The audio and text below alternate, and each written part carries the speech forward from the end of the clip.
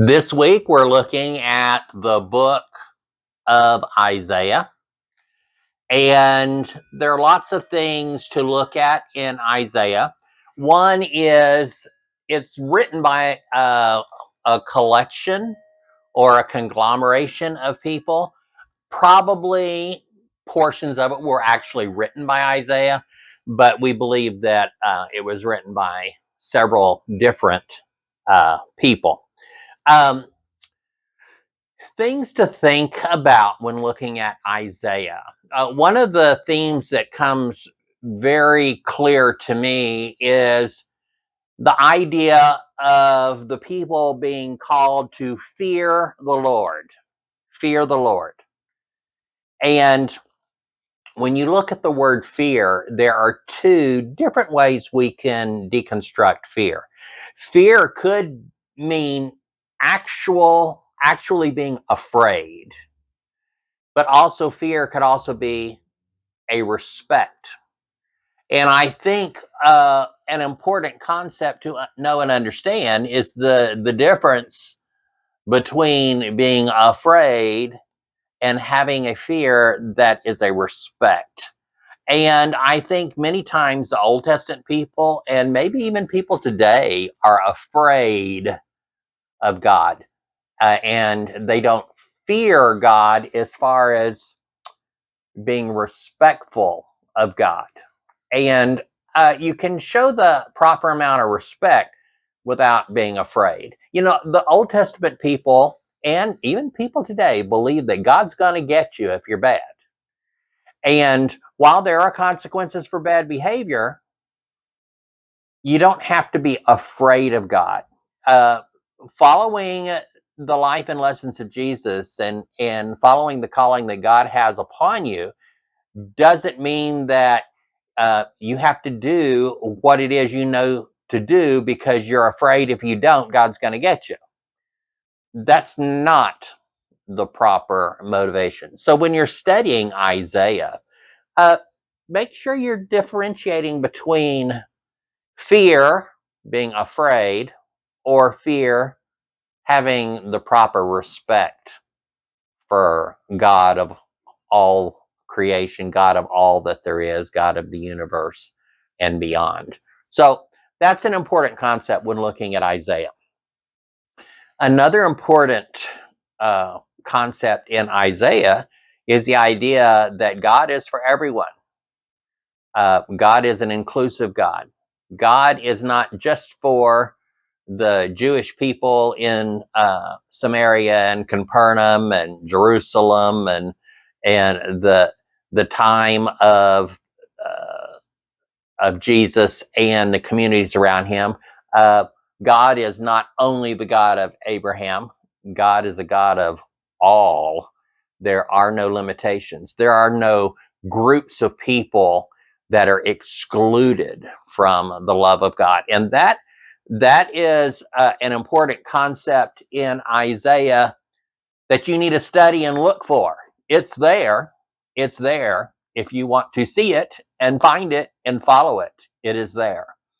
And following the life and lessons of Jesus, it's very clear that um, God is an all inclusive God with open arms waiting for all people who want to follow the life and lessons that were given about loving your neighbors as yourself, loving your enemies, loving all people. So those are some other concepts that are important in the book of Isaiah.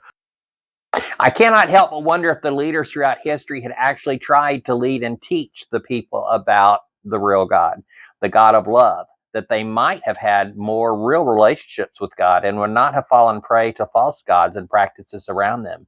They did not have an opportunity to actually learn about God because they were taught and learned about an angry God who was just waiting for them to mess up so that he could send another nation to wipe them out. You know, earlier today, I had a conversation with someone about conflict in church. And we are so focused on being the church and having a structure or an organization or policies and procedures and who's in charge, and I want it done my way. No, I want it done my way. Hey, I told you what to do. You didn't do it right. What's wrong with you? You just had your own opinion. I told you not to change something. And you're having that. And it's like, well, is that what church is really about? Yeah, you need to have structure and organization, or things won't work. So you do need to have that. But you don't need to have that at the detriment of knowing why you have church. It should all be about developing your own relationship and walk with God, and loving other people, and showing people how to love other people, teaching people how to love other people. So when we're talking about in the Old Testament, them not really spending time to teach people about the real God, the God of love, so that they might have real relationships, so they don't fall prey to false practices. Yeah, we kind of still need to be doing that. We're not talking about uh, 2,600 years ago or whatever. Sometimes when we read a lot of the Old Testament, and Isaiah is one of those, we wonder, how could these people have been so ignorant? Even though 2007 years ago, how could they have been so ignorant? But sometimes you can read Isaiah and says, sounds like that was written last week, because people are just that ignorant now. This is important. In Isaiah 29:13, the Lord says, these people come near to me with their mouth and honor me with their lips, but their hearts are far from me. Their worship of me is made up only of rules taught by mankind. It wasn't long ago we had the WWJD, What Would Jesus Do? Bracelets and everything, but people had no intention of actually following the life and lessons of Jesus, and I think that's important. That's really what it's all about, people, following the life and lessons of Jesus. And in Isaiah here, the people were told, hey, you know all the right things to say. You know all the 613 rules that we as a people have made up for ourselves that we have to follow. You can say you love God, and you can do all the right prayers. You can go to church. You can go through all the things you're supposed to do, but still miss the boat. And you miss the boat because you're not focusing on that which you're supposed to focus on.